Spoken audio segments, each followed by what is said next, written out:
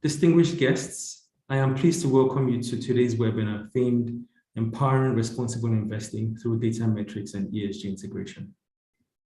This webinar is jointly organized by Nigerian Exchange Limited, NGX, Global Reporting Initiative, GRI, and Principles for Responsible Investing, PRI. My name is Olutobi Onoji. I work with NGX, and I am pleased that you were able to join us for today's session. Today's webinar promises to be truly insightful. The session will kick off with opening remarks by Mr. Timi Okola, the Chief Executive Officer, NGX, and after which we will hear from Dave Rubzet, who is the Director of Capital Markets at GRI, and then we will hear from Darren Skogi, who is the Head of Africa Signatory Relations at PRI.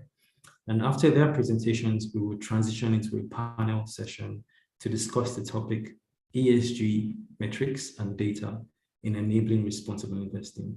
The panel will be moderated by Darren and will feature Mr. Chino Azubrike, the CEO of InfraCredit.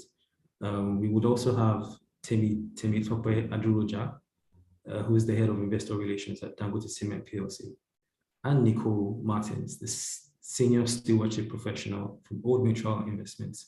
Dave Rubzet will be joining us on the panel.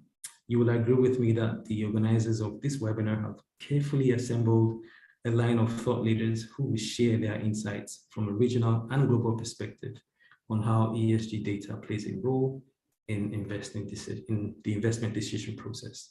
And after the panel session, the webinar will be brought to an end to close by Bekeme Masari Olola, who is the founder and Chief Executive Officer, CSR in Action Group.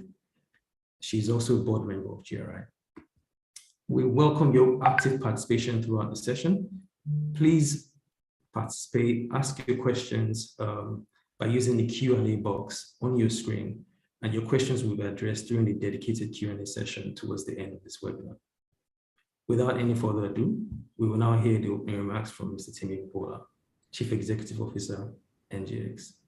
Over to you.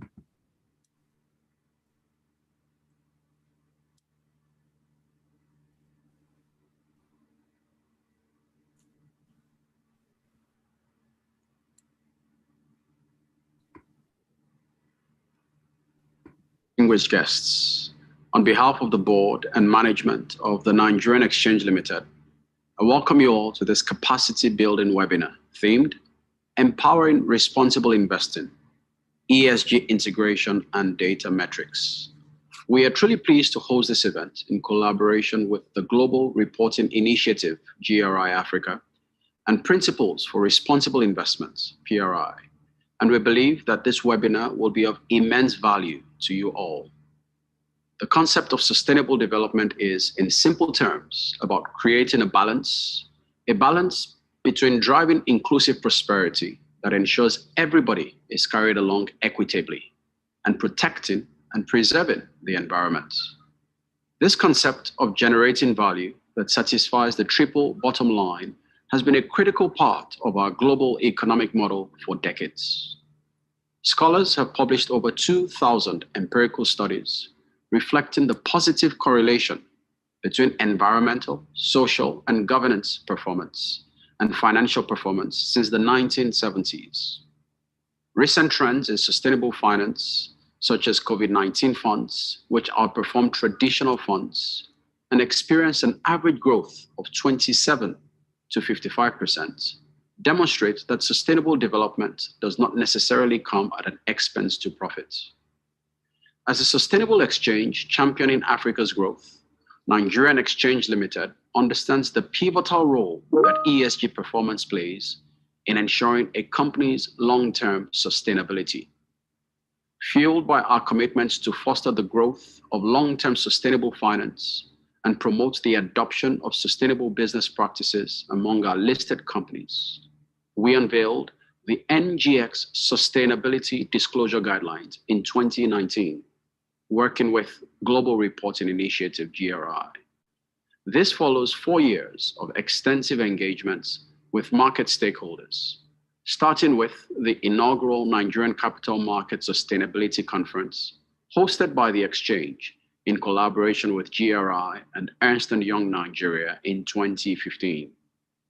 we have continued our engagement with GRI to promote the adoption of ESG reporting through the NGX Sustainability Disclosure Guidelines, which are a set of 9 principles and 49 core elements that provide a step-by-step approach on how companies can effectively integrate ESG factors into their strategy, corporate governance, and operations as well. We took our efforts to further improve sustainability in Nigeria's financial market a step further by creating the facts behind the Sustainability Report FBSR series. FBSR is a platform that engenders the adoption of sustainability reporting among listed companies in order to increase the availability of decision-useful ESG data that investors can utilize in making investment decisions. We are indeed pleased to continue our collaboration with GRI to further promote the adoption of sustainability reporting across our markets. Today's webinar takes a different dimension as we have joined forces with Principles of Responsible Investing, PRI, to promote the use of ESG data and metrics in the investment decision-making process. This collaboration promises to be truly insightful, as participants can expect to gain insights on the supply side of ESG data led by GRI, the world's most widely adopted sustainability reporting framework. Participants can also expect to gain insights on the opportunities presented on the demand side of ESG data, driven by the world's largest proponents for responsible investing, PRI. Today's webinar aims to improve the understanding of investors, market regulators, and other market stakeholders on the role of ESG metrics and data in enabling responsible investing. I encourage you all to make the most of it through your active participation today. I would like to conclude by thanking the management of Global Reporting Initiative, GRI Africa, and Principles for Responsible Investment, PRI, for collaborating with us to make this webinar a reality. My appreciation also goes to our speakers today, Mr. Chinua Azubike, the Chief Executive Officer of InfraCredit, Robert Levinson, the Head of Responsible Investment for Old Mutual Investment Group, Temilade Aduroja, the GM and Head of Investor Relations at Dangote Group, and of course, our very own Jude Chiemeka, the Divisional Head for Capital Markets at the Exchange. I welcome you all once again, and I wish you a pleasant learning experience.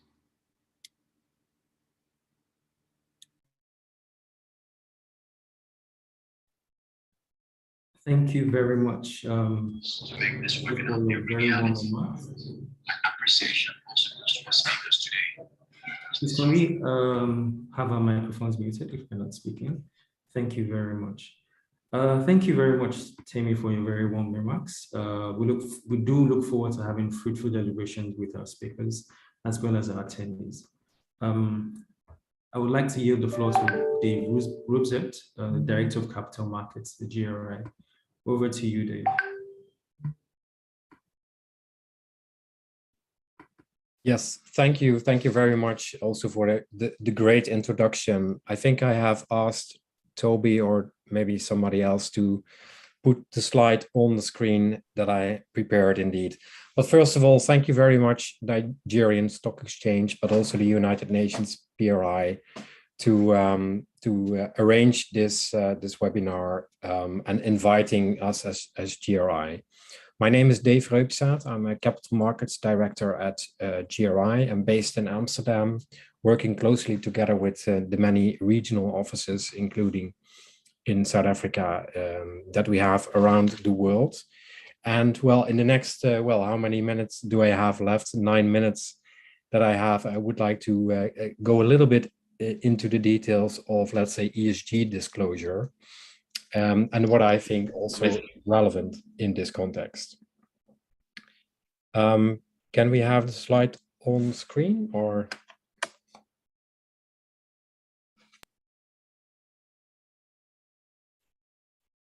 No?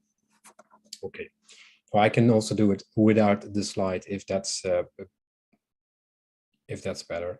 I think we should not forget the basis of why we have or working towards ESG disclosure. It's really with the aim to inform our stakeholders and contribute at the end to sustainable development in the broader sense, contributing to the, let's say, the impact on the environment, but also on society, the social part. But then I think what you typically see these days, or at least till largely till now, that ESG has a focus quite often on risk and managing risk, identifying risk. And that's really about, let's say, looking at what is the impact of the outside world. So the negative impact of climate change, but also social matters. What's the impact of that on the financial value? So the financial materiality discussion is that. That's a risk-based focus with an outside-in perspective.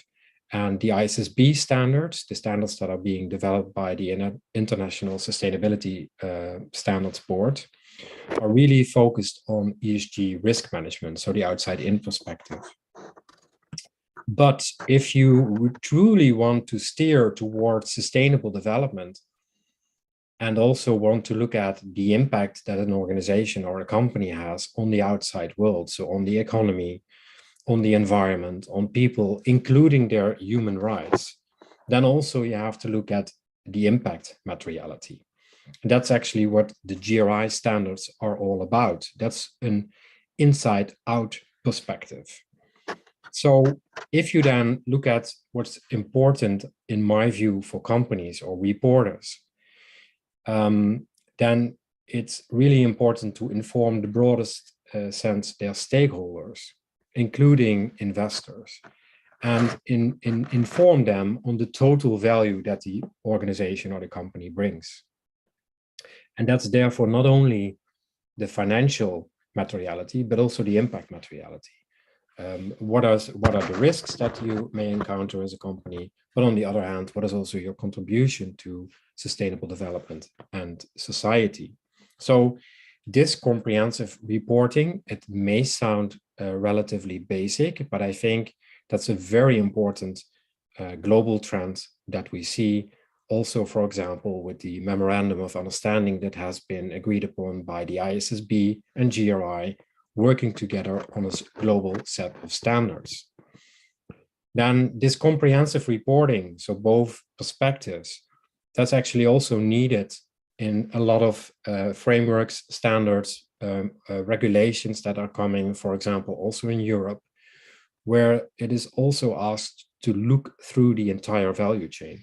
So it's a systems view.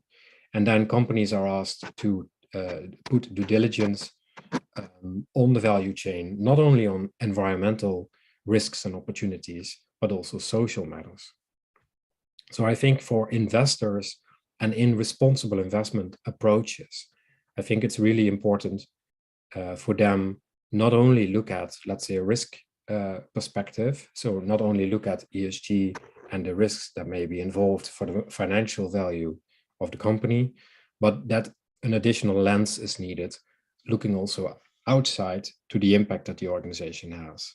And that could well be that an organization then has quite some risks, but on the other hand, is also contributing a lot to society and the environment.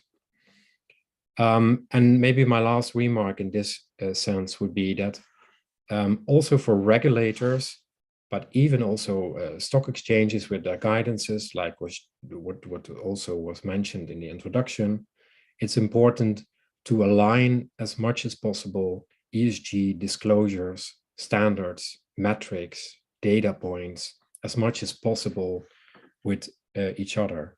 So make sure that the existing wheel, the existing reporting standards are used as much as possible to create a common language.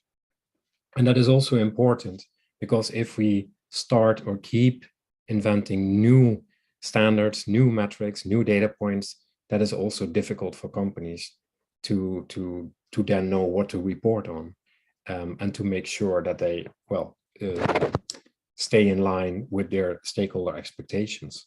So also there, I think that is an important message, also especially in the capital markets, that stock exchanges, but also investors, sustainable finance policies align as much as possible with the methodologies that they use, the guidance that they give, etc. And also in that sense, I think it's very good to hear that the Nigerian Stock Exchange also explicitly refers to the GRI sustainability reporting standards as a global, let's say, best practice to use for reporting on sustainability matters. So I think my 9 minutes or 10 minutes are long gone, and maybe circling back to you.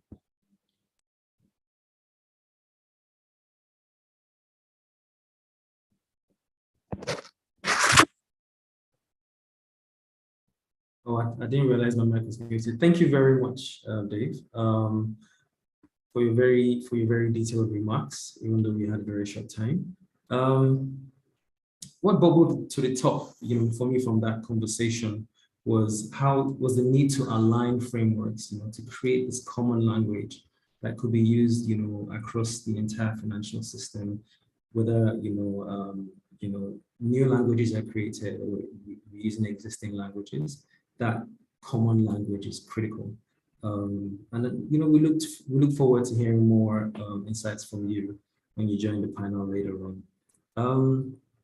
Up next, I would like to invite Darren Scoggie, the head of Africa Signatory Relations, PRI. Darren will share insights on global and regional trends in responsible investing.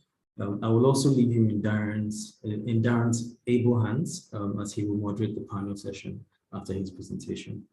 Over to you, Darren.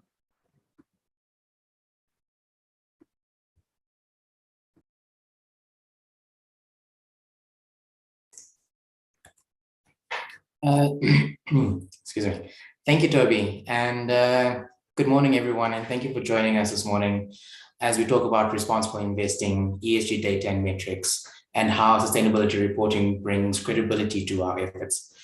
As Toby mentioned, I'm the head of Africa for the Principles for Responsible Investment, the PRI, and my role primarily is to promote the practice of responsible investment to asset owners and institutional investors, to aid in building a sustainable financial market, and as it relates to data, policy, and regulation, and to enable a prosperous world for all. Today, I'm very quickly going to talk about what is responsible investment, and then bring an update on some of the global and regional trends in RI, responsible investment, and why data is so important to continue this journey. So the PRI defines responsible investment as the strategy and the practice of incorporating ESG factors into investment decisions and active ownership. RI is often confused with socially responsible investing or values or ethics-based investing, corporate social responsibility, etc. But responsible investment really differs from those investment ideologies in that its primary focus is on financial return. And it does not purport to give up on financial return in an effort to do some kind of social or environmental justice. So as some of these ideologies subscribe, as some of these other ideologies subscribe to. Responsible investment attempts to understand the materiality of ESG risks and the opportunities on the investment portfolio. So just as we use financial tools and metrics to interpret credit, market, and liquidity risk and financial performance, so we are now developing new tools and metrics using non-financial ESG data to understand planetary and social risks on performance. So risks such as climate change, biodiversity, and water mismanagement, as well as exacerbating social inequalities, practicing exclusion or bad corporate governance, can all have significant impact on a company's business model and value drivers, such as revenue and growth, profitability margins, and required capital. So understanding these risk factors and working to mitigate them is any investor's best shot at a long-term value, financial return and value creation. There's plenty of research that suggests that human activities have generated unsustainable change to climate, nature, and societies, and that if left unchecked will make life and investing incredibly erratic, meaning that our pension funds, our savings and investment, our physical property, and our ability to retire comfortably all becomes eroded. So reaching this level of clarity into our future requires thorough and constant analysis of the environments we're in today and the environments that are to come. And this is where ESG data becomes so important.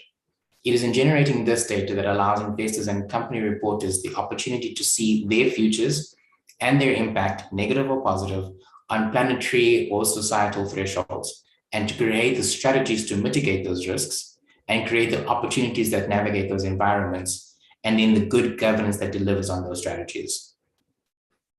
So high level, there are three main reasons to consider investing responsibly. The first is the materiality reasons, as I've just mentioned, and then there's market demand and regulation. So market demand is what's happening at the moment, and that's where we are at the moment. Asset owners have begun to realize that they carry on average 25 to 30-year liabilities, and that their ability to perform their fiduciary duty to their beneficiaries and members over that long of a period will be compromised if they continue to chase returns today with no bearing on their future performance. So just over 50% of PRI's African asset owner signatories are beginning to demand of their mandated investment managers that they consider longer term performance and begin to track and incorporate ESG risk assessments into their performance objectives. Regulators and policymakers too are considering ESG impacts on long-term financial performance. And in markets like Nigeria, South Africa, Kenya, and Egypt, among others, have all had their regulators take steps to encourage ESG risk considerations in the investors' duties.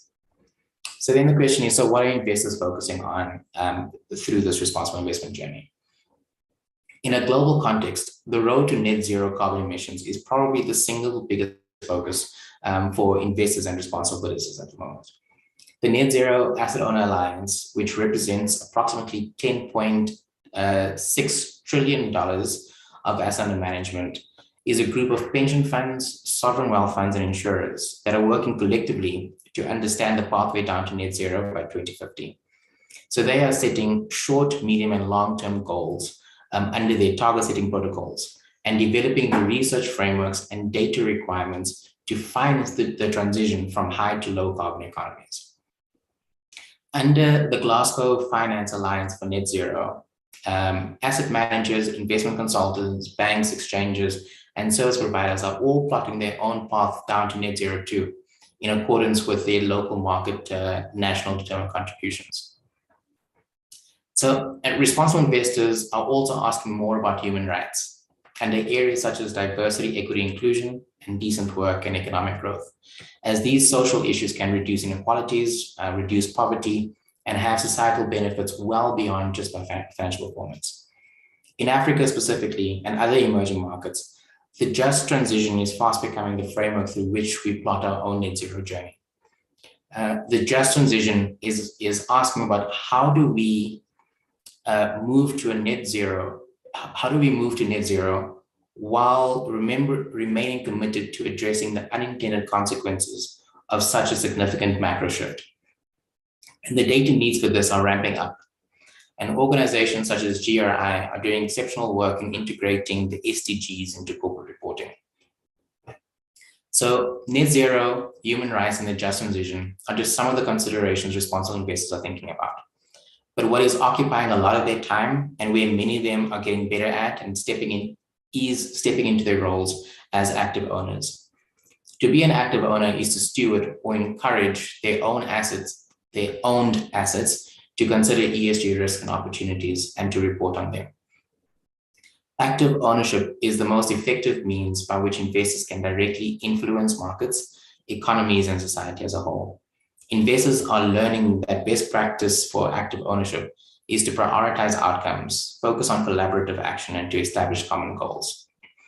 So as investors prioritize beta or systemic risks in their stewardship objectives, African investors are recognizing that their journey to a sustainable financial system is going to be a little bit different to developed markets, and are edging forward into considering investing for sustainable outcomes alongside their objectives for long-term financial returns. And the PRI sees this as the dawn of responsible investment 3.0. So the first responsible investment iteration was recognizing that ESG investing is not about giving up financial performance.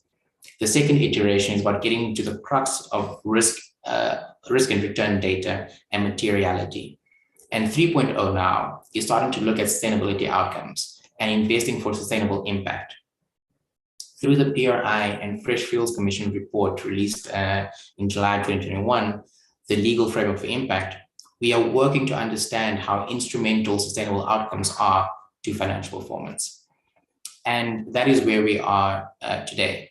So I'd like to thank you for your attendance. And as I've given an overview of responsible investment and the macro trends that investors are considering. And my role now is to move on to the panel discussion. So I'm going to invite my panelists to please come on screen. And let's see if we can see everybody.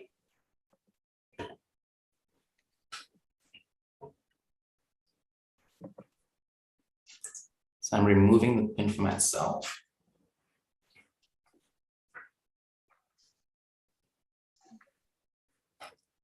Thank you. So I'm joined by Dave Robiset, who you heard from a moment ago.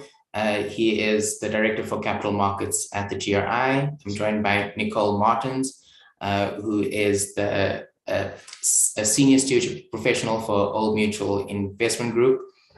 From Mr. Chinua Azubuike, who is the CEO of InfoCredit. Ms. Temileda Aduroja, who is the Head of Investor Relations for Dangote. And I think that's our panel. So Dave, if you don't mind, I'm going to go straight into you. As we heard in the introduction, we from the CEO of the Nigerian Stock Exchange, as well as from yourself, the Nigerian Stock Exchange has released their sustainability disclosure guidelines in 2019. What role do exchanges have in promoting data for both investors and reporters? I think they have quite an important role in the world. Yeah, we also at GRI are in contact with the Sustainable Stock Exchange. I think I have 120 members of stock exchanges around the world. And there you can see that they definitely, a lot of them provide guidance to the listed companies, but actually to the broader market. I think that's important because for a lot of companies, sustainability reporting, ESG reporting is still relatively new, and what is it all about? So providing that guidance with templates, etc., and referring also to existing standard frameworks like the GRI, I think that's important that they have that function. But also, I think in addition, maybe provide training. That's what I often see, provide actual training on the ground.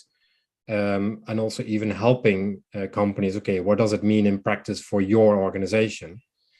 So I think they have an important role to play in the various countries and regions. Thank you so much. Chinua, thank you so much for joining our panel. We see pension funds as traditionally conservative investors, but InfoCredit has successfully built a business case around infrastructure funding in Nigeria. Do you see asset owners becoming more engaged in SDGs, and what are the non-financial metrics they're paying attention to? Thank you, Darren. It's a pleasure to be here. It's also a pleasure to speak about what we do at InfoCredit and also align with the sustainable principles. So firstly, I think just to give some context, InfoCredit, we were established by the Nigerian Sovereign Investment Authority alongside the Private Infrastructure Development Group, which is owned by the G5 countries. And also we're backed by Africa Finance Corporation and other international DFIs.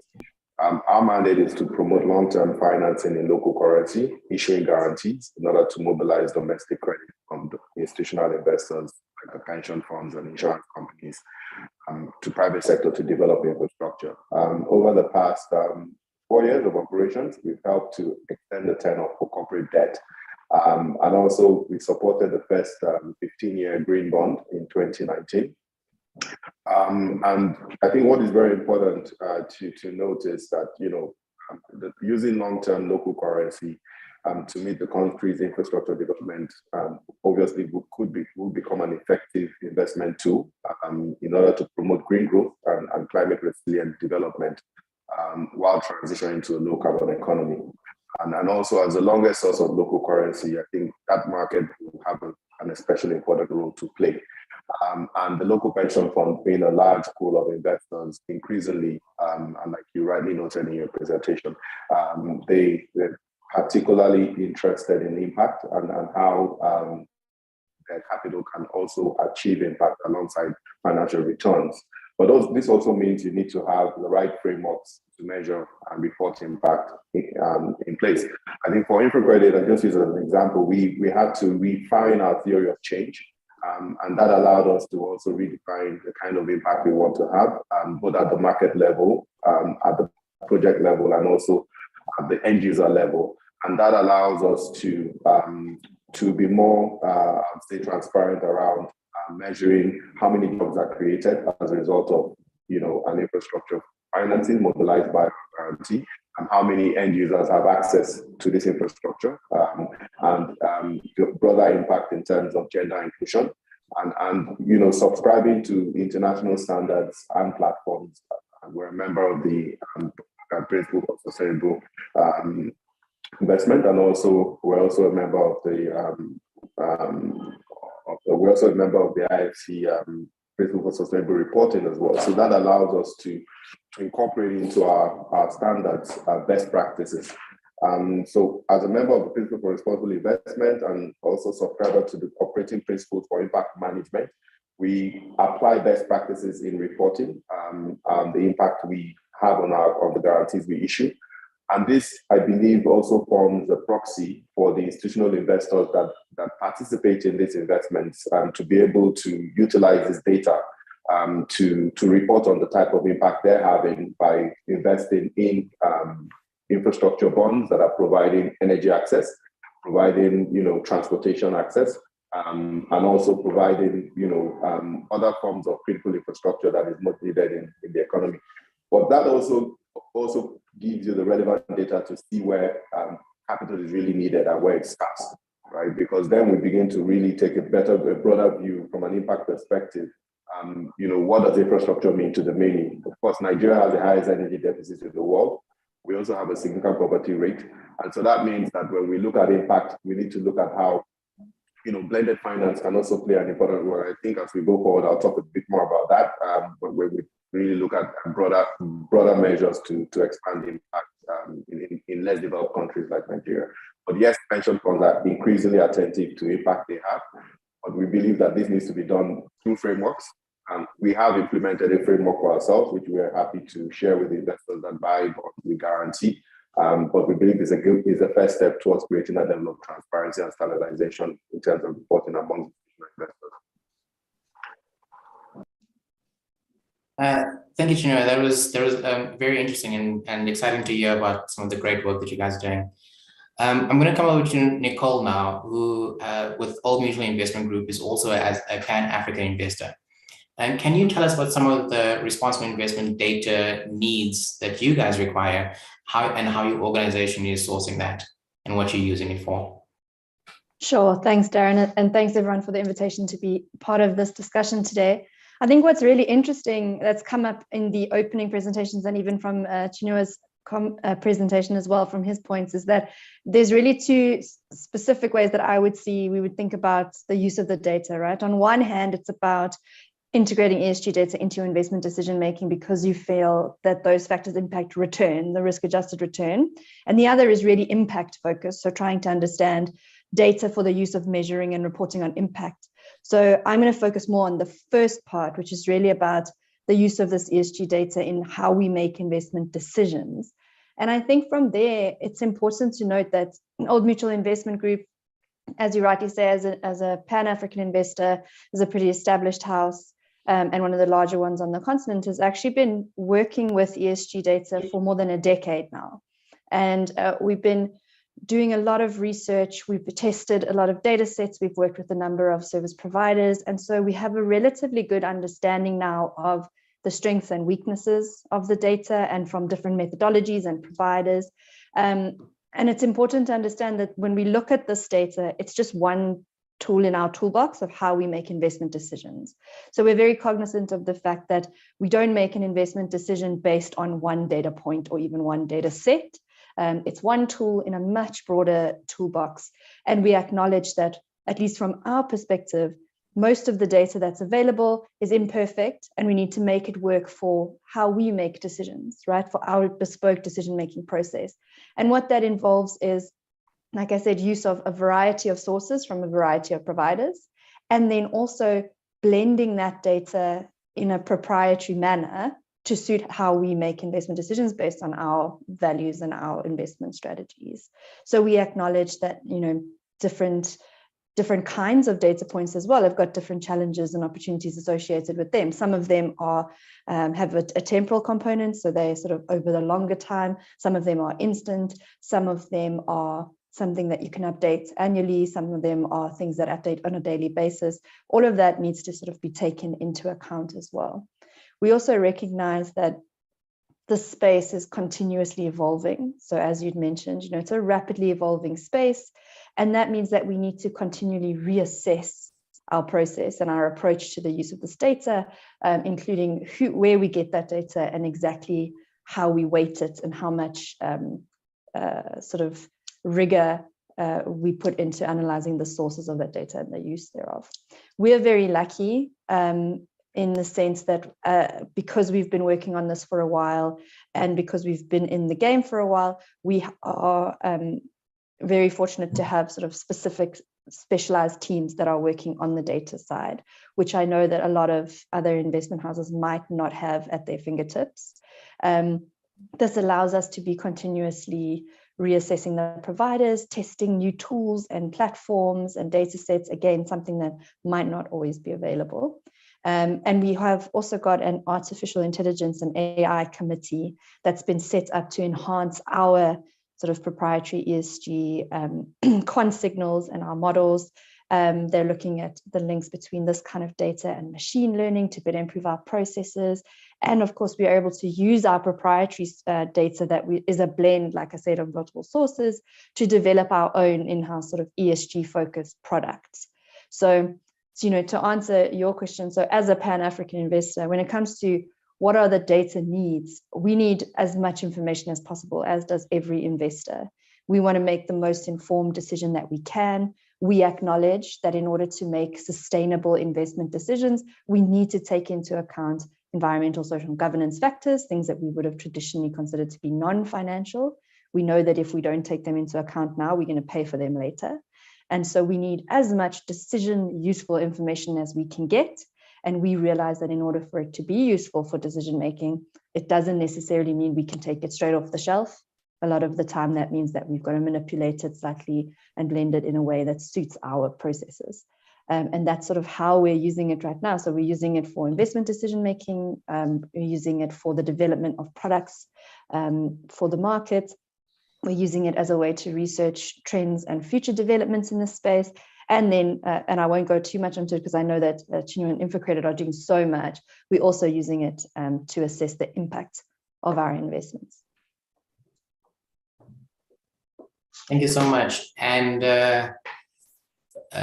you're 100% correct in saying that not all organizations have the capacity and the resources to necessarily do as much of work as that as possible.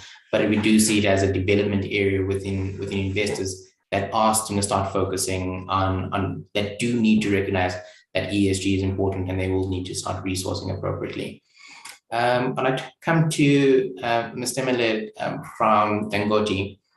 So since Dangote has started its sustainability efforts, it has produced its own sustainability reports using the Nigerian Sustainability Disclosure Guidelines as well as the GRI standards. What have been some of the changes and initiatives that Dangote have been undertaking to become a leader in sustainability? Thank you very much for the question, and thank you for inviting Dangote Cement to this webinar. And just going into your question, and maybe I'll just give you a backdrop. Dangote Cement, or Dangote Group as a whole, actually started its sustainability framework in 2017, where we got our 7 sustainability pillars: financial, social, environmental, governance as well. And in 2018, we issued our first sustainability report. From 2019 up to 2021, we have been issuing a combined financial and sustainability report. We recently released our 2021 combined annual report and sustainability report, with ESG data presented as per GRI initiative referential, and also externally assured by Dangote, by Deloitte. Sorry about that.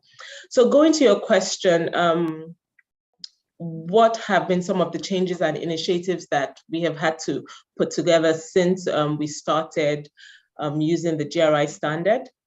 Is a more detailed report. Our financial statements and our financial reports and our sustainability reports have been more detailed disclosure, which provide a comprehensive description of our ESG risks and opportunities. Being the head of investor relations, I have the opportunity to speak to investors often, and previously, we used to get more financial questions. What is your PAT? What's your strategy? But now we're getting a lot of environmental questions, a lot of social questions, a lot of governance questions. So we have started doing our reports to not only show financial reporting, but also non-financial aspects.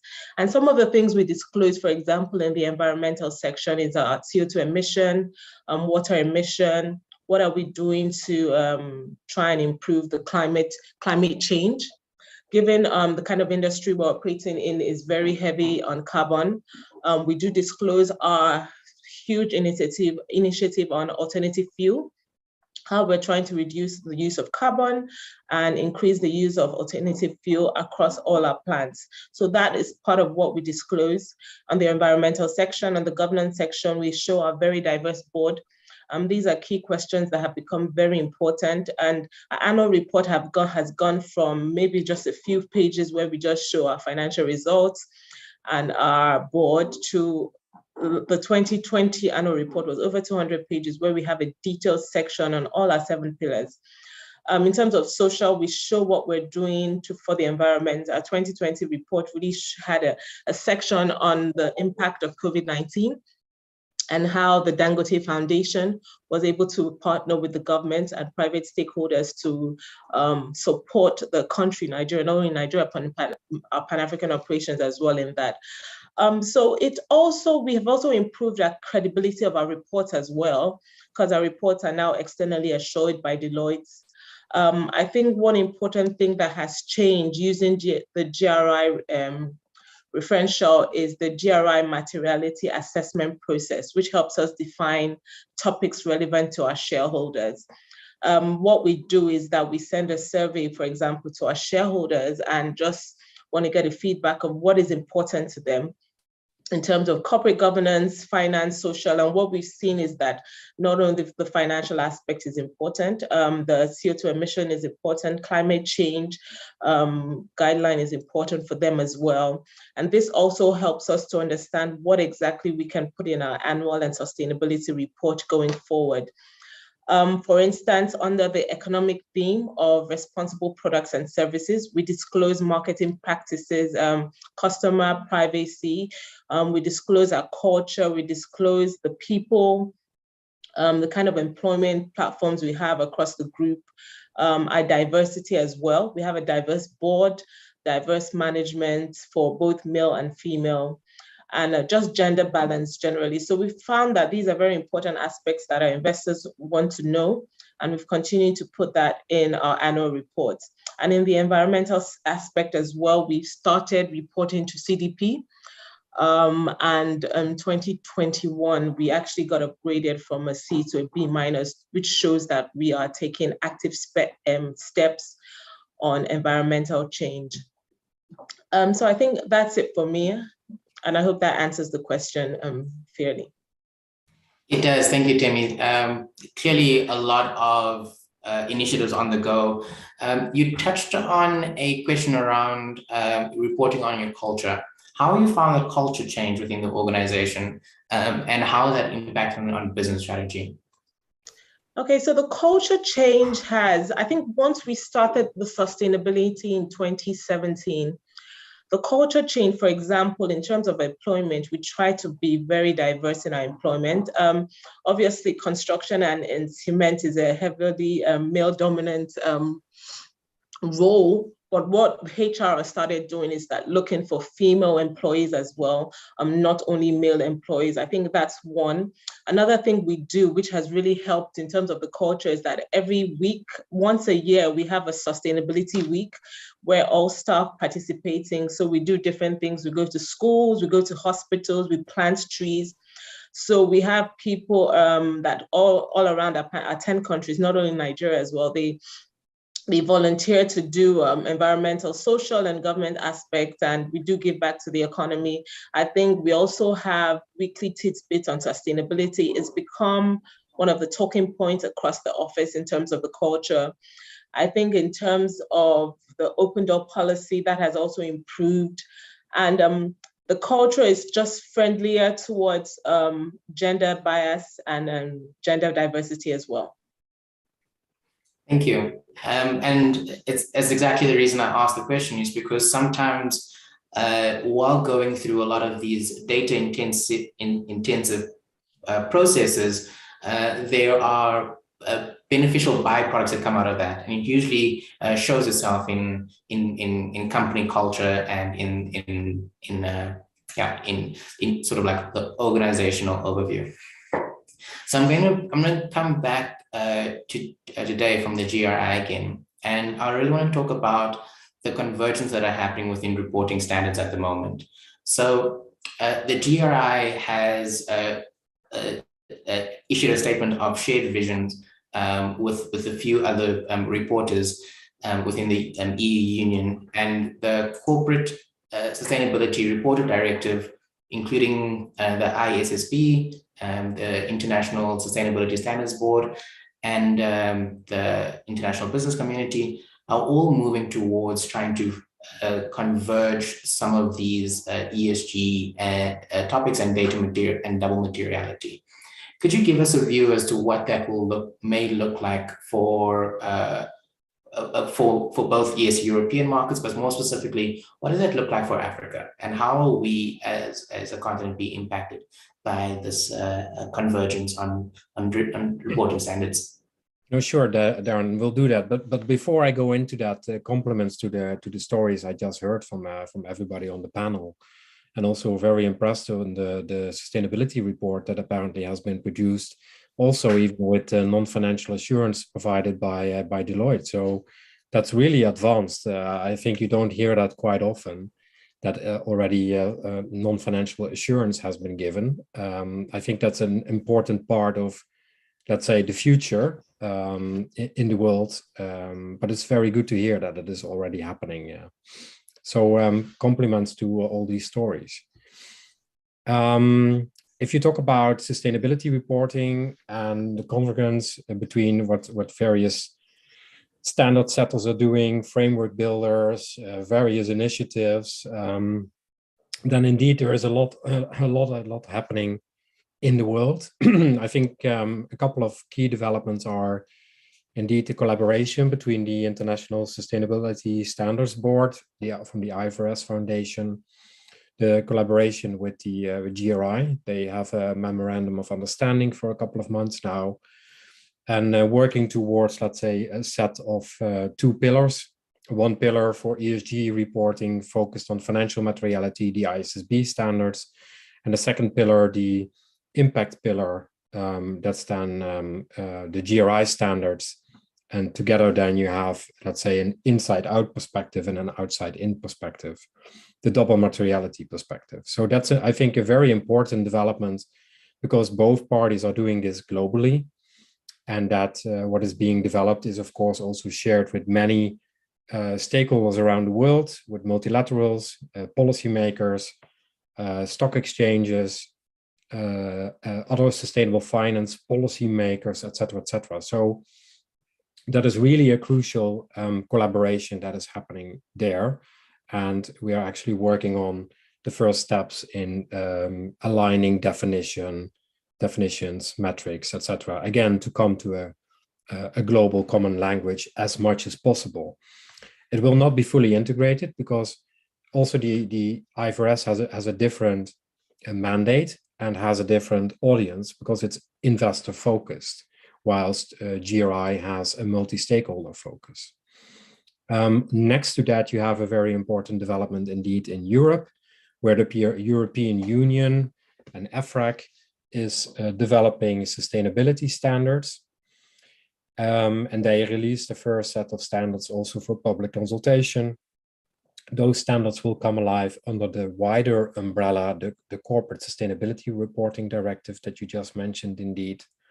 Also, that directive will make it mandatory for many companies to report on sustainability using those standards developed by the EU. And also those standards, they will actually have a double materiality perspective. So they look at risk on the one side and impact on the other side. Also there, the GRI is working together with the European Union to, again, create as much as possible alignment and a common language. Though the CSRD, but also the CSDD, that's the Corporate Sustainability Due Diligence Directive, and I won't bother you with all the details. But that's, I think it's important to note that those kind of regulations are not only relevant for European companies, but also for foreign companies. So also perhaps for African companies. One, because they can be in scope of this kind of regulation due to, for example, that they export a lot to the European Union or that they are based partly in the European Union. But on the other side, they are also quite often in scope of these regulations, as these regulations look at the entire value chain. So they look through the entire value chain to all, for example, all parties that the company has a contract with. And then it is mandatory to do due diligence on the value chain, not only on environmental topics, but also social topics. So also there you will see that I think many companies in various countries will receive questions around how do you do environmental risk management, what are your policies, can you show me some data, but also with respect to social topics. So those are, I think, quite important developments globally in the European Union. And for the rest, of course, you have also important developments in the US with the SEC developing this climate disclosures. You have ongoing, of course, the important work of the TCFD for climate-related financial disclosures, which have been adopted, I think, in many countries around the world into actual policies. And in general, I think you can say that GRI is working with a lot of these parties together, again, to try to come to a common language as much as possible. Not only for the GRI or the ISSB themselves, for example, but mainly also for the reporting organizations, because it would be, of course, much more easy to report if we talk the same language. Do we see any specifics there for the African market in that regard? Not other than what I just mentioned. I think that many also of these European regulations will become applicable, or to a certain extent become applicable for African companies. But I think there's not much more for me to say there that there are any specifics than for the emerging markets. Although maybe the final remark I want to make is that it is very important not only to look at the ESG risk side, but also at the impact side. And that is definitely a trend that I see also happening in Europe much more, that there is much more awareness around, okay, so the ESG risk angle or pillar, that's not enough. We really need to look also at the impact pillar. And that's a trend I definitely see happening also across the globe. Thank you, Dave. That was very helpful and to paint the entire picture of us and how it will affect global markets, and that small element of how it may affect African investors that are multinational as well. So I want to focus on the challenges of either data reporting or sourcing data at the moment.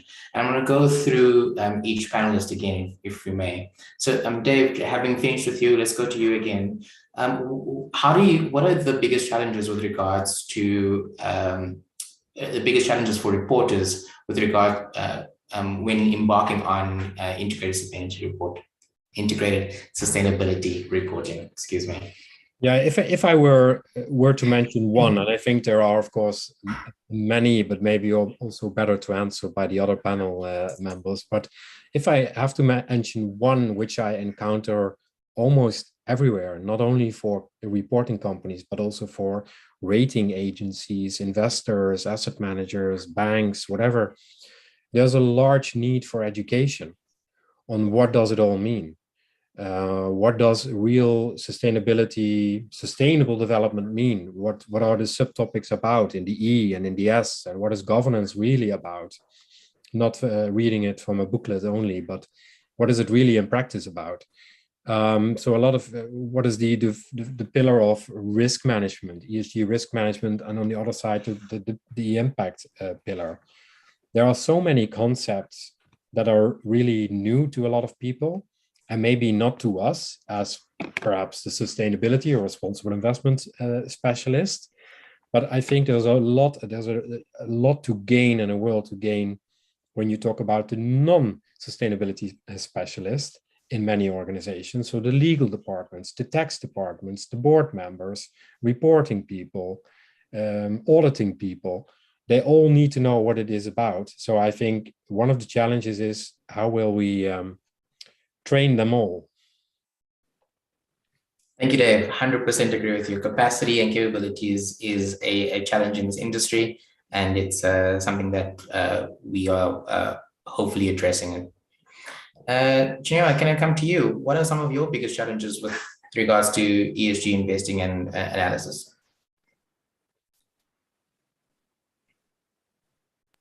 Thank you, Darren. Now, I think Dave hit the nail on the head. Building capacity is very critical because for us, for example, being a financing institution, you're dependent on collecting data from your portfolio companies. So what that also means is that within those portfolio companies, they must also invest in the relevant skills or the functions that could collect that data. So this process starts from the due diligence. So when we start our due diligence process, we want to ensure that the right systems and processes are in place that collect the data and the baseline data in the form that we would require them from time to time. So we recognize the need to ensure we actually invest in building capacity at the portfolio level and putting the systems in place to ensure that the data is improved from time to time. The quality of the data, the reliability of that data is improved from time to time. So it really involves really building institutional capacity. And I think it's an area that requires a lot more effort by also getting additional support from development partners that could help strengthen the capacity building within the market space. So that is one, and that obviously will depend in some instances on using expert services to conduct this due diligence assessment. But I strongly believe that by being able to use capacity building as a means of building awareness and addressing a lot of the asymmetry of information gap that people tend to struggle with, that to a large extent should help, in improving the data. But I think we're in a better position being a locally established institution. So we actually have boots on the ground and we monitor and evaluate. So that to a large extent, we invest in having more of our DI team, our development impact team, getting actively involved in collecting that data and engaging and actually conducting trainings with the portfolio company. But that I think that remains a concern. But we see it as an opportunity, right? And the opportunity is really how we turn that into a means of strengthening market capacity ultimately, and ultimately helping to reduce some of these information gaps that exist. So we hope to begin to publish, and that's what we aim to do this year, our sustainability report, which is also GRI standard, and then also encourage our portfolio companies to to issue similar reports as well. So that sort of creates this value network across the life cycle. So today we have supported 8 companies, infrastructure companies across raising long-term financing of up to 20 years from local pension funds, and that requires a lot more of transparency in terms of the jobs created, number of women that have access to that infrastructure, and even where there is poverty reduction as a result of that project, and how that is also reported as well. So it is a moving process, but yeah, there are challenges, but it creates opportunities as well. Thank you so much for sharing that, and 100% agree. For every challenge, there's an opportunity that comes with it. Nicole, I'm going to move the same question on to you. What are some of your challenges that you're experiencing in this space? Sure, thanks. And I think that Dev and Chinua have done a great job of highlighting some of the key ones. I mean, you're always going to hear a lot about, especially in the African continent, data quality, comparability of data. There's going to be issues around coverage, especially with small and mid-cap companies. I think one of the other things to think about is terms of the comparability of data from different service providers. So it's one thing when you are collecting that data directly from the portfolio companies. It's another when you're using a provider that's amalgamated that. So you've got to understand what are the methodologies that are being used by these different service providers, and does that align with what you're looking to achieve. What you'll often find is that the same company will have a vastly different sort of score if you look at 2 different providers that are using different methodologies.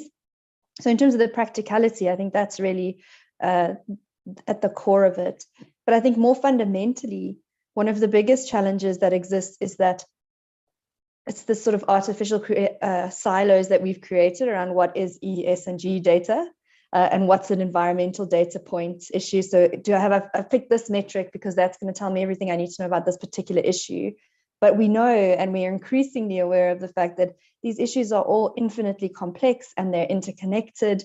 And so you might be very focused on a particular metric because it maybe best captures one issue, without realizing that there are other metrics that are also relevant to that issue, or that you should also be measuring because of the impact of the relationship that exists between those different factors. So I think, fundamentally at like a principles-based level, that complexity of this data is one of the big challenges that we face. I think for a long time, the conversations around the investment table would have been, I need data to make better decisions. So the question was around, where do I find this data?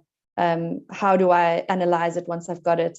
But I think now that we're getting to a point where there is more data available in terms of quantum, we're realizing that that doesn't necessarily mean it's the right data, and that it is decision useful, and that it actually is telling me what I need to know. I mean, you'll have conversations, I'm sure that the other panelists can talk to, where, companies and investors are receiving really just reams and reams of questionnaires of data that they're required to produce, right? So that they need to give 300 different points of data, and they painstakingly go through this process of filling out this form and sending through all this data, and they receive not one follow-up question on that, because whoever's requested the data wasn't actually sure what they were going to do with it. Maybe they haven't even been able to work through it themselves, linked to that capacity issue that's been raised. So I think fundamentally it's really around understanding also, what do we want to use this data for, to make sure that we are getting what we need. And that's always going to be the challenge, is are we equipped enough, in this rapidly evolving space, to understand the information that we need and the metrics associated with answering the questions we're trying to answer. I think that is, for me, the biggest challenge, because it doesn't matter how much data you've got, if it's not answering the question, it's not answering the question. Thank you, Nicole, and 100%. And that's exactly where the just transition conversation becomes so important as well, is that while we're all focusing on this net zero conversation, that we don't have unintended consequences that we're missing out because we are focusing on the wrong data points all the way through it. Timmy, I'm going to ask you the same question as well. Some of your biggest challenges in compiling your sustainability reports as well. Thank you. So firstly, I guess sustainability and ESG reporting is a journey. So I guess is navigating through that journey and knowing that things are changing. what you're reporting now might not be as relevant in the future, but also being able to change with the changing environment. I think one of the challenges really will be the regulatory framework. For now, we're reporting in GRI, but we get different investors telling us, oh, CDP, TCFD, SASB. So for a reporter, knowing which framework to use in terms of reporting is very important. And also it helps that maybe we're listed on an exchange, and the exchange kind of gives us a guidance of what they want to use. But speaking to different investors, they recognize this, they don't recognize this, they want you. So that's really a challenge for a reporter as well.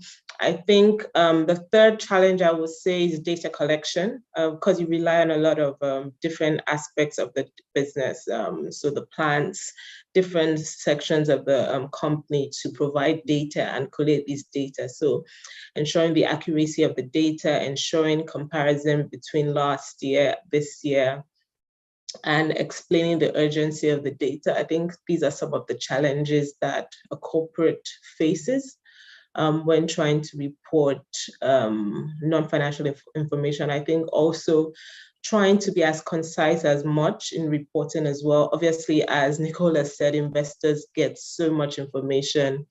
What are they actually looking at for? That's why the materiality assessment helps to be able to pinpoint what is the important information, what do they want to see, instead of just loading the report with just data whereby 80% of it is irrelevant. So I think those would be the challenges for us. Yeah. Thank you, Timmy. And yeah, those challenges are multitude, and hopefully as we get this global baseline and these shared values coming through within the reporting standards, that reduces some of that burden at some point. We're now going to open up to audience questions. We've received quite a few already, but you're welcome to put some in. We're going to take about 10 to 13 minutes in this session before we get closed out. Ms. Bekemi will from the sorry, excuse me. Yeah, so we'll go to audience questions at the moment, and I'm in no particular order. I'm just going to read them as I see them. So the first question is around the green finance taxonomy. It says, does the green finance taxonomy assist with the interpretation of definitions to align the understanding amongst different stakeholders? Nicole, let me put that on to you, because I think you know a lot about our green finance taxonomies. Sure, yeah, I'm happy to speak to that. So I think the taxonomy, what's important to understand about the green finance taxonomy is that it is essentially a classification system for what projects are considered to be green or sort of aligned to the national ambition at that stage. So as an investor, it's a guidebook for you to say, okay, if I'm looking to invest in a project in industry X, it needs to meet the following criteria in order for it to be aligned to our national ambition, which in the case of South Africa, for example, is this net zero by 2050. That's the usefulness of that taxonomy. From a company perspective, from an issuer perspective, it's helpful to see what are the criteria that you're expected to meet in order to be considered to be aligned with this new normal, with this journey. So in terms of does it help with providing clarity on definitions and things, I guess just for really what is in and out when it comes to sustainable investments or aligned investments, ambition aligned investments.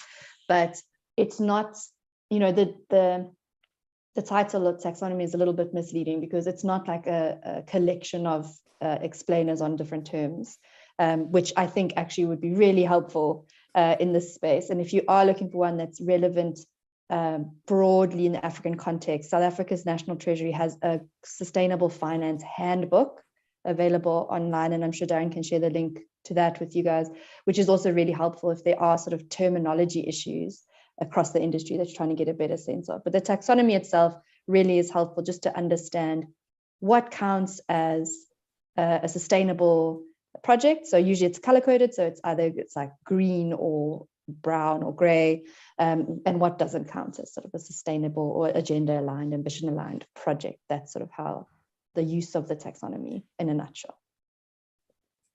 Thank you.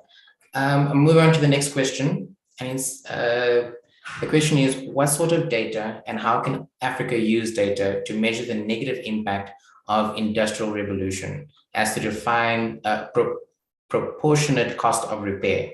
Chinua, I think I'm going to bring that to you. So the question is effectively around using data to measure the negative impact of the industrial revolution. That's a big question. So using data to measure the negative impact of industrial revolution. Yeah. I think I'll start by saying we're still at the nascent stages in terms of building out sufficient, I would say, statistical data, at least from a Nigeria context, when you look at the infrastructure and the baseline data that we report on. However, because we do have a system whereby we apply ESG standards in evaluating projects before we actually take a credit decision. So we incorporate that into our credit decision process. We're unlikely to, and this is at the infra-credit level, and maybe we could look at it on a more broader level, but unlikely to take on a project that has an adverse impact on the environment, because it will be categorized accordingly. So if it's, if it's a category A, then there's certain measures that have to be put in, mitigating measures that have to be put in place to address any potential risks, as it were. And so I think the selection process we go through in underwriting projects that benefit from our guarantee reduce the circumstances where we would be supporting projects that have an adverse impact on the environment. Now, and I think that's the first measure of defense in terms of mitigating the risk of supporting adverse affected projects that as a result of industrial industrialization, as it were. Now, if we're talking about the fourth industrial revolution, is that what they mentioned? I think if I got that part, this is really about technology. Yes, reading on to their second question, it may be a fourth industrial revolution topic as well, or the fourth industrial revolution may be a way that we could integrate that kind of negative data in infrastructure repair, especially. And there's another question that I'm just go straight into. So data being a key issue in scope 1, 2, and 3 reporting. How can this be overcome in Africa, especially in scope 1 and 2 for SMEs who might not have an unlimited budget? I think, Dave, maybe I can ask you to have your thoughts. How within the different reportings between within the climate reporting of scope 1, 2, and 3 emissions, SMEs don't have the same budgets as huge multinationals. How does the GRI standards help, I think, SMEs address this problem, I guess?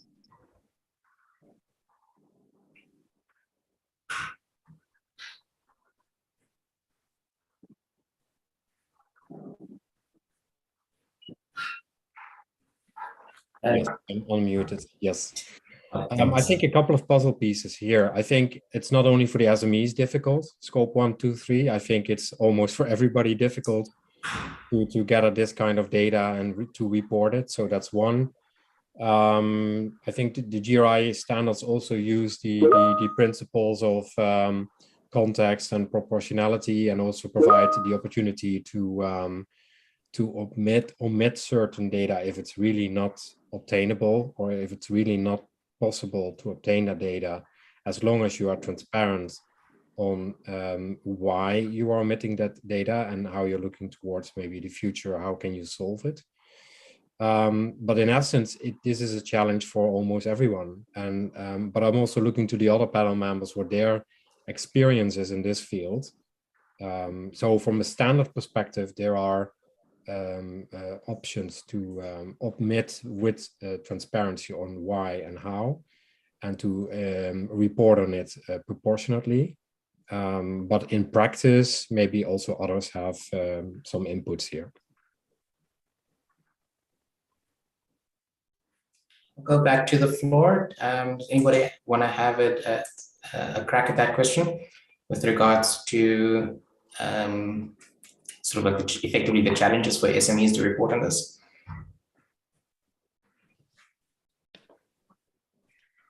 So I think I'll just talk a bit of our experience. So recently, we've been looking at the renewable solar mini grids, which are largely SME type, companies. But one of what you observe is that they obviously haven't invested in systems and the processes. So therefore, you now actively have to integrate that as either some, helping them to put in the right environmental social management systems that enable them to actually collect that data and report. But that could also be considered a bit of a burden for small companies that don't have the resources to be able to collect that sort of data. I think, for us, we build relationships with our development partners, the likes of FCDO, UKAID, KFW, and other similar partners that have technical assistance that can help support in building these systems and processes that can help strengthen capacity at the institutional level for SMEs. So it's a challenging market because then you have to build capacity, you have to invest in systems and processes to ensure that you obtain the data in a timely and in the right type of form that you require. And I think that's where the challenge is, the resource allocation and getting that. So I think the donors and the development partners have an important role to play to work alongside financing institutions to complement the technical assistance required to strengthen capacity and put in the systems for these SME type institutions. So having institutional capital plays a role because that helps in improving the governance and the reporting standards. But I believe that being able to work closely with the development partners that are actually focused on trying to drive impact penetration and reporting will be very, very, very key in strengthening those reporting systems, as it were. Thank you, and that's very helpful. There's another question over here, and this will be our last for the evening. Hopefully we can do this quickly and move on to a close. But this question is asking, so what steps do you consider for a CFO of a small or medium entity should adopt to secure the buy-in from those charged with governance while adopting sustainability reporting? So I think this question is asking, how do we get trustees effectively to move forward in this sustainability journey with investors and SMEs? Nicole, maybe I can bring that last question to you. Sure, I'm happy to touch on it, but I'm sure that Timmy will be able to add a little bit more. But I think from a company perspective, one of the biggest challenges you will face is around leadership, because obviously if the leadership doesn't buy into this, then there's a sort of non-starter. So when it comes to the CFO getting the governance team on board and the leadership on board when it comes to sustainability reporting, I think it's really just about understanding the materiality of it, right? So you'd mentioned in your opening, Darren, about the sort of key drivers that there are for integrating these kinds of things into the way we do business. And it's sort of those three pillars: there's financial materiality, market demand, and then policy and regulation. And really it's about having that conversation to say, look, understanding the environmental, social, and governance risks and opportunities that your business faces, and making sure that you effectively integrate the most material of these into the way that you design strategies and operations has nothing to do with your moral or values or ethics-based affiliation, right, on these issues. You can 100% be a climate change denialist and still have to acknowledge that integrating these things makes financial sense. There's plenty of evidence that shows that businesses that can identify and then effectively integrate the most material ESG issues are the ones that are going to financially outperform. They're the ones that have lower costs of capital because they better manage risk, they have better loan spreads, and they tend to have better customer loyalty, right? Especially if they're managing social issues well. And those are the kinds of companies that investors want to invest in. So it's really about having this conversation to say, look, the financial materiality on its own is enough of a reason to do this. If that's not going to swing it for you, then how about the fact that policy and regulation requires it? It's 100% your responsibility to do this legally. If you don't do this, you'll be subject to fines. That's also one thing to do. And then the other is that, our clients and our customers are demanding this from us. And so if we don't do this, we will not make it through this transition. We'll be sort of stuck and become obsolete. And that's one of the big risks you face in this transition, is that the transition risk more than the physical risk. So I think it's about framing the conversation in whichever way is most relevant to the audience. Because, my personal belief actually is that there's no end in terms of the rationales that are available for doing this. It's just about finding the one that sticks, or is the most sort of prevalent for whoever the audience is. But there's no reason not to do this. There's a long list of reasons to do this. Thank you, Nicole. And I think that's the perfect note to end our panel discussion on. I'd like to thank Dave, Chinua, Timmy, and Nicole for joining me on this conversation today. And I'll be handing over back to Toby, who's going to introduce our closing speaker. Thank you all for your time. Goodbye. Thank you, Darren. Thank you, Chinua. Thank you, Nicole, Temilade, Dave. Thank you very much for driving a very insightful conversation on how financial industry stakeholders can leverage data, data metrics, and ESG integration to, facilitate and empower responsible investing. We have now come to the end of this session. I will now invite Bekeme Masade Olowola to bring the session to a close. Over to you, Bekeme.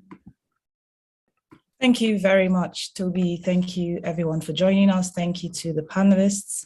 You've spoken well, a lot of what I was intending to say. But, to round it up, we all know the popular saying that what does not get measured doesn't get managed. And what this tells us is that even if we all aim to do all the good in the world, but are not intentional and even logical about it, then we may not only be wasting our time, but others' resources as well, and you may actually be causing more harm than good. Now, per the mandate of the UNPRI, responsible investment has evolved from being a primarily exclusionary approach to one focused on identifying companies that can effectively manage ESG risks and opportunity. And that's why the GRI continues to yield to the call for strong measurement indices that are hinged on the principle of dual materiality, that is, the relevance of both financial and ESG sustainability indices.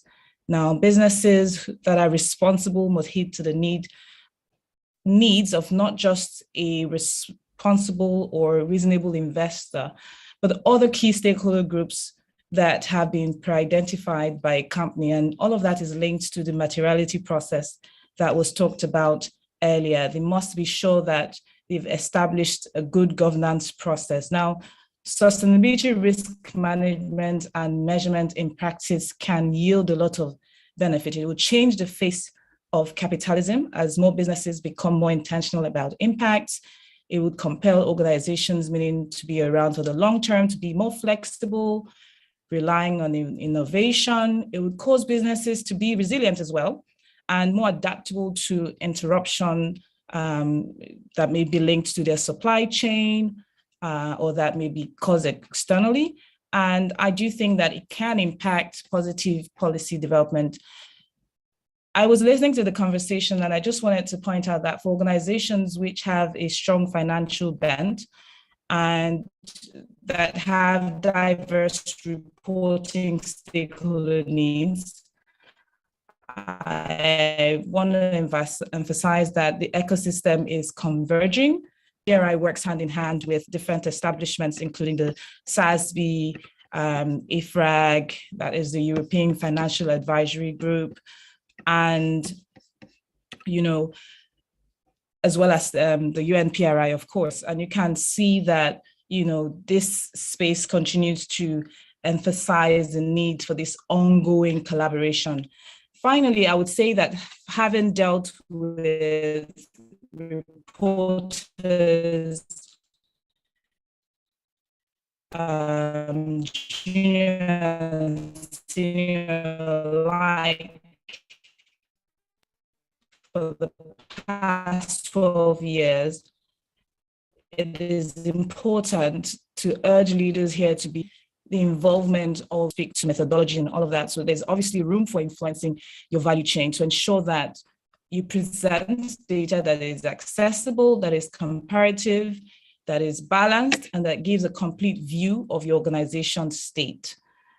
As has been emphasized during the meeting, the world is a global village, and with organizations like AFRAG expecting foreign companies with more than 150 million euro investment in Europe to report based on their SRS, it's important that African organizations and indeed global organizations go beyond the recommendations of the GRI, the PRI, the SDGs, and even the NGX's sustainability reporting guidelines in order to truly position your brand for the long term. So thank you so much for being a part of this. Thank you so much for the NGX, the UNPRI and the GRI for organizing this. I hope everyone has learned a lot and that we will put our minds towards implementing all that has been discussed today. Thank you.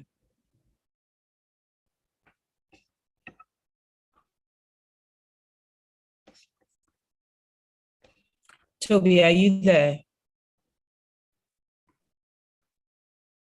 Yes, I am. Thank you very much. The session has come to an end. Thank you very much, everyone. We will bring this session to a